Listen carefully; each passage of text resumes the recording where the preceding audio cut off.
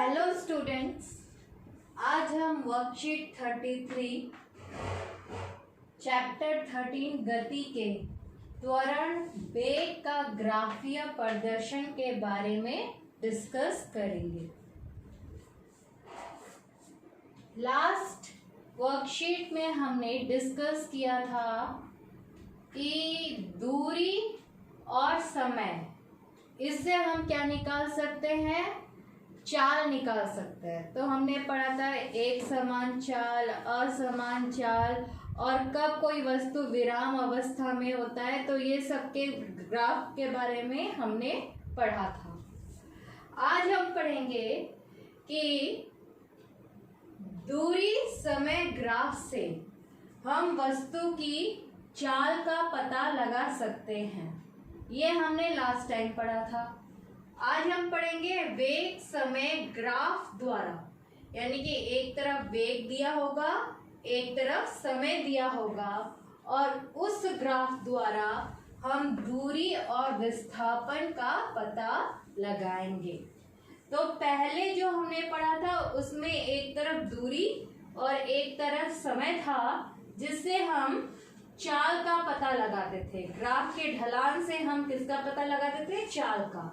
और इस बारी एक तरफ हम वेग लेंगे, एक तरफ हम समय लेंगे और उससे हम दूरी और विस्थापन का पता लगाएंगे। अच्छा, अगर हम एक तरफ वेग लेते हैं और एक तरफ समय लेते हैं तो वो ढलान क्या दिखाएगा, वो ढलान दिखाएगा त्वरण। क्योंकि हमने पहले ही पढ़ा है कि वेग में अगर परिवर्तन होता है समय के साथ तो उसको हम क्या कहते हैं, त्वरण, एक्सीलरेशन। और हमने ये भी पढ़ा था त्वरण किसके बराबर होता है, त्वरण होता है अंतिम वेग माइनस प्रारंभिक वेग बटे में लिया गया समय। जैसे अगर कोई कार भीड़ वाले सड़क में चलती है तो वो कभी धीरे चलती है, कभी तेज चलती है। तो अगर हमें उसका त्वरण निकालना होगा तो देखना होगा कि उसका अंतिम वेग क्या था, प्रारंभिक वेग क्या था, दोनों को माइनस कर देंगे और उस वेग में परिवर्तन के लिए उस कार ने कितना समय लिया उसके साथ हम क्या करेंगे, डिवाइड करेंगे, तो हमारा त्वरण निकल आता है। तो अभी हम इसी के ग्राफ के माध्यम से पढ़ेंगे। तो ग्राफ में यहाँ पर जिसको हम कहते हैं वाई अक्ष या वाई एक्सिस, और यहाँ पर इसको हम कहते हैं एक्स अक्ष या एक्स एक्सिस। तो वाई एक्सिस में हम अपना वेग लेंगे मीटर पर सेकंड में या फिर किलोमीटर पर आवर में भी ले सकते हो, और एक्स एक्सिस में हम समय लेंगे। समय यहाँ पर सेकंड में लिया है मैंने, आप चाहो तो आवर भी लिख सकते हो, लेकिन यहाँ पर सेम होना चाहिए। अगर यहाँ पर किलोमीटर पर आवर है तो यहाँ पर समय जो है वो आवर में होगा। मैंने यहाँ पर मीटर पर सेकंड लिया है तो यहाँ पर सेकंड होगा। तो इस चीज का बस ध्यान रखना होता है। अब है कि हम कैसे इससे त्वरण का पता लगाएंगे और कैसे हम दूरी विस्थापन का पता लगाएंगे। सबसे पहले हम देखते हैं कि ये वेग समय का जो ग्राफ होता है वो कितने प्रकार के होते हैं, कितने प्रकार के त्वरण को दिखाते हैं। तो सबसे पहले एक मैंने दिखाया है जिसमें एक सीधा समांतर रेखा दिखाया है समय अक्ष के साथ, यानी कि जो प्रारंभिक वेग था समय बढ़ रहा है लेकिन अंतिम वेग भी उतना ही है। तो अगर दोनों को माइनस कर देंगे तो 0 आएगा। अगर ये 40 मीटर पर सेकंड है तो प्रारंभिक वेग भी 40 मीटर है, समय बढ़ रहा है लेकिन अंतिम वेग भी कितना है, 40 मीटर पर सेकंड। तो आपका त्वरण यहाँ पर 0 हो जाएगा। तो ये जो ग्राफ है ये दिखाता है एक समान चाल को भी दिखाता है। चाल तो एक समान ही है, क्योंकि वेग जो है वही 40 मीटर पर सेकेंड है और समय बढ़ता जा रहा है, तो एक समान चाल को दिखा रहा है, लेकिन त्वरण जो है वो 0 है। दूसरे प्रकार के ग्राफ पे आते हैं। दूसरे प्रकार के ग्राफ में क्या होता है कि वेग यहाँ पर है y एक्सिस पर, समय x एक्सिस पर है और एक ढलान दिखाया जा रहा है जो बढ़ता जा रहा है। ये एक त्वरित गति को दिखा रहा है, यानी कि समय के साथ जो है वेग बढ़ता जा रहा है, त्वरण भी बढ़ता जा रहा है, तो ये त्वरित गति को दिखाता है, एक समान त्वरण। ये ग्राफ एक समान त्वरण का भी उदाहरण है। समय के साथ अगर इसको मैं कर दूं कि 1 सेकंड में ये चल रहा है 1 मीटर, फिर 2 सेकंड में चल रहा है 2 मीटर, 3 सेकंड में चल रहा है 3 मीटर, तो ये एक समान त्वरण का भी उदाहरण हो गया और ये त्वरित गति को दिखा रहा है। अब असमान त्वरण के यहाँ पर 2 ग्राफ है। एक असमान त्वरण जो है मंदन गति को दिखा रहा है, यानी कि वेग जो है घटता जा रहा है समय के साथ। जब समय इतना बढ़ गया उसका वेग 0 पे आ गया, तो ये दिखा रहा है मंदन गति, यानी कि त्वरण का घटना। और ये भी ग्राफ जो है असमान त्वरण का उदाहरण है।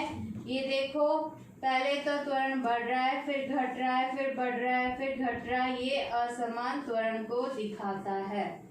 तो किसी भी ग्राफ का पता लगाने के लिए आपको देखना पड़ेगा कि y एक्सिस पर वेग ले रखा है और x एक्सिस पर समय ले रखा है, तो ये जो ढलान जो होगा त्वरण का होगा और इसके नीचे जो क्षेत्रफल अभी हम आगे देखेंगे वो हमें दूरी और विस्थापन बताएगा। लेकिन अगर मैंने यहाँ पर y एक्सिस पर दूरी ले ली होती और x एक्सिस पर समय ले लिया होता, तो ये चाल बताता है जिनके बारे में हमने लास्ट वर्कशीट में डिस्कस कर रखा है। उसके बाद है वेग, समय, ग्राफ से विस्थापन, दूरी ज्ञात करना। विस्थापन और दूरी ज्ञात करने के लिए हमें जो भी पॉइंट बताया जाएगा ढलान में, उसके नीचे का जितना क्षेत्रफल है वही उसकी दूरी और विस्थापन होगी। जैसे यहाँ पर मैंने 2 उदाहरण लिए हैं। ये देखिए, ये एक समान त्वरण का उदाहरण है, एक समान चाल का उदाहरण है जिसमें हमारा त्वरण जो है 0 है, ये ऊपर वाला। यहाँ पर हमें कहा गया है कि A और B के बीच में आप निकालिए A B पॉइंट में कितनी दूरी, कितना विस्थापन हुआ है। आपको ये ग्राफ दे दिया गया है और प्रश्न पूछा जाएगा कि A B 2 बिंदुओं के बीच में जब वस्तु जा रही थी तो उसका दूरी या विस्थापन ज्ञात कीजिए। तो आपको सिंपली उसके नीचे का क्षेत्रफल, एरिया ज्ञात करना है। तो यहाँ से आप एक लंब खींचेंगे A पॉइंट से और B पॉइंट से, तो ये क्या बन रहा है, आयत बन रहा है, जिसको हम रेक्टेंगल कहते हैं। और रेक्टेंगल का क्षेत्रफल कितना होता है, लेंथ इंटू ब्रेड्थ। एरिया कैसे निकालते हैं रेक्टेंगल का, लेंथ इंटू ब्रेड्थ। तो फिर आयत ABCD, मैंने इसको नाम दे दिया गया है ABCD, इसका हम क्षेत्रफल निकालेंगे और ये जो क्षेत्रफल बताएगा कि जब वस्तु A से B की बीच में गई तो उसने कितनी दूरी तय की। तो तय की गई दूरी कितना होगा, आयत ABCD का क्षेत्रफल। तो यहाँ पर लेंथ क्या है AC और ब्रेड्थ क्या है CD, लेंथ ब्रेड्थ। तो हम AC को हम y एक्सिस पर लेंगे और CD को हम x अक्ष में लेंगे। तो यहाँ पर AC कितना होगा, 40 से 0 माइनस करो तो 40 आ जाएगा और y एक्सेस में CD ज्ञात करने के लिए मैंने इसको t2 ले लिया, इसको t1 ले लिया। तो समय कितना है, t2 4 है और t1 कितना है, 2 है। तो 4 माइनस 2 कितना हो जाएगा, 2। तो इसको मल्टीप्लाई कर देंगे तो 80 मीटर। यानी कि कोई वस्तु अगर 40 मीटर पर सेकंड के वेग से जा रहा है तो A से B बिंदु के बीच में जाते समय उसने कितनी दूरी तय की, उसने 80 मीटर की दूरी तय की। तो आपने देखा कि वेग और समय ग्राफ से कैसे हमने दूरी और विस्थापन ज्ञात किया। अब और एक उदाहरण लेते हैं। ये एक त्वरित गति दिखा रहा है, इसमें त्वरण 0 था लेकिन इसमें त्वरण हो रहा है, वो भी त्वरित गति का ये उदाहरण है। तो मैंने यहाँ पर हमने देखा है कि एक वस्तु जा रही है, वेग y एक्सिस पे दे रखा है, समय x एक्सिस पर दे रखा है। तो क्वेश्चन पूछा गया है कि A और E बिंदु में कितनी वस्तु ने दूरी तय की। तो इसके लिए जैसे मैंने बताया कि A और E बिंदु से लंब खींचो, तो लंब खींचने के बाद जो ये क्षेत्रफल एरिया है वही इसकी दूरी या विस्थापन है। तो अगर आप देखोगे तो ये ट्रेपीजियम बना रहा है, ट्रेपीजियम, और अगर यहाँ से एक हम लाइन खींच देंगे तो ये एक ट्रायंगल प्लस एक आयत भी बना रहा है। ट्रायंगल त्रिभुज और आयत ये बना रहा है। तो अगर हम त्रिभुज के क्षेत्रफल को प्लस कर दें आयत के क्षेत्रफल से तो इस पूरे ट्रेपीजियम का हमें पूरा इसका पता चल जाएगा कि एरिया कितना है। तो तय की गई दूरी A B C D E की क्षेत्रफल होगी और इसको हमने क्या किया, आयत A B C D का क्षेत्रफल प्लस क्षेत्रफल त्रिभुज का क्षेत्रफल A E D का क्षेत्रफल से प्लस कर देंगे, हमारा आ जाएगा। आयत का क्षेत्रफल कितना होता है, लेंथ इंटू ब्रेड्थ होता है। तो यहाँ पर देखो ये जो लंब खींचा है कहाँ पर जा रहा है, यहाँ तक आ रहा है, यहाँ तक। तो 20 और ये समय देखो, समय यहाँ पर 4 पे है और यहाँ पर 2 पे है। तो हमने माइनस कर दिया, 4 माइनस 2 कितना होता है, 2 होता है। प्लस करना है त्रिभुज के क्षेत्रफल से। त्रिभुज का क्षेत्रफल कितना होता है, half into base into perpendicular. तो हाफ ये हो गया, ये AD हो गया, ये DE हो गया। तो हाफ हो गया, AD का कितना होता है, यहाँ पर 4 माइनस 2 यहाँ पर आ गया, और DE देखो ये हो गया 40 और ये हो गया 20। तो 40 माइनस 20 हो गया 20। तो इसको भी करो, ये कट गया और यहाँ पर आ गया 40 प्लस 20 60 मीटर। यानी कि ये जो नीचे आ रहा है क्षेत्रफल वो 60 मीटर के बराबर है। इसका मतलब ये है कि वह वस्तु जब त्वरित गति से A बिंदु से E बिंदु तक आती है तो उसने कितनी दूरी तय की, उसने 60 मीटर की दूरी तय की। तो ये आज के वर्कशीट में अच्छी तरह समझाया गया है। आप वर्कशीट को ध्यान से पढ़ोगे तो आपको समझ में आ जाएगा। अब आते हैं हम प्रश्न उत्तर पर।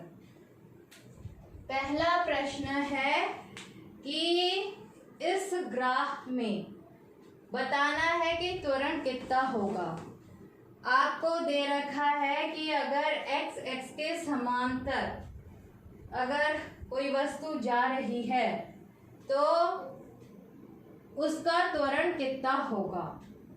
तो वेग हमने लिया है y एक्सिस पर और समय हमने लिया है x एक्सिस पर और इसके समांतर हमने खींचा x एक्सिस के समांतर, तो त्वरण निकालना है।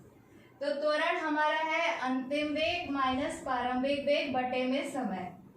अब कोई भी पॉइंट ले लो, जो उसका प्रारंभिक वेग था वही उसका अंतिम वेग है।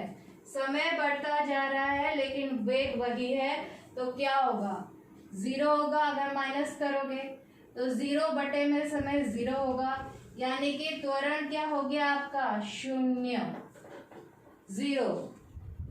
प्रश्न 2 है, यही वाला जो है कि एक वस्तु जो है जा रही है, ये ग्राफ दे रखा है और वस्तु द्वारा तय की गई दूरी को पता लगाना है। जब वस्तु ए से ई जाती है तो जैसे यहाँ पर हमने निकाला था वैसे ही हम निकालेंगे।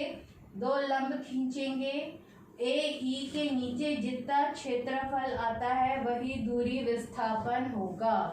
तो तय की गई दूरी क्या है, A B C D E का क्षेत्रफल।